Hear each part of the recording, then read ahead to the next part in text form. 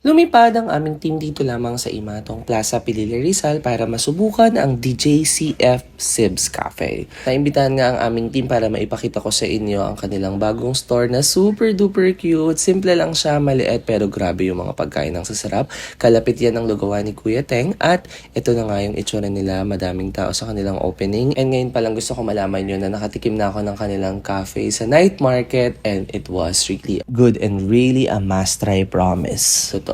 I'll be honest naman sa mga review ko pero promise ang sarap ng mga drinks nila. This is their menu. Tingnan nyo na lang.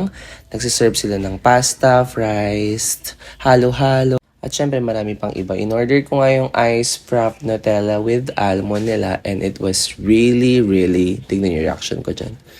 Grabe, sobrang sarap. Like literal na so refreshing. Grabe, approve yan sa akin. And ito din, sinubukan ko yung chocolate ice froth latte nila and it was approved. Grabe. Ang sasarap ng mga drinks. Grabe, meron din silang matcha, meron silang crema de leche, meron din silang... Ayan, in-order ko yung pasta aglio olio and sobrang unique nito kasi meron siyang mushroom and sinubukan ko na agad. Hindi na ako nagpatumpik-tumpik pa.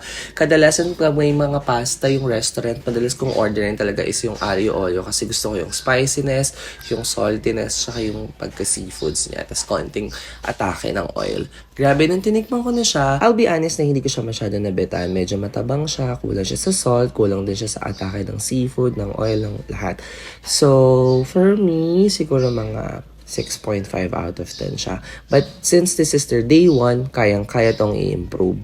Pero ito talaga, sa kabilang banda, sobrang nagustuhan ko yung kanilang carbonara. Grabe, for only 135 pesos. Tignan mo, ang laki ng serving and bukod doon, super creamy, super sarap.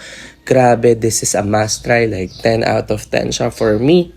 Walang eme. Grabe. Siguro isa to sa mga best carbonara na natikman ko.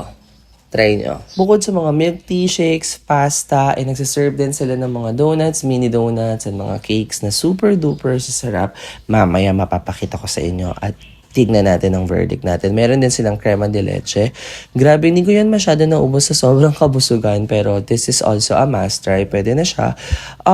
Nothing special for now pero it was okay. Kayang-kaya pa nila yan mas pasarapin. Ibig sabihin, masarap na yan, kaya pa nilang mas i-improve. You know what I mean?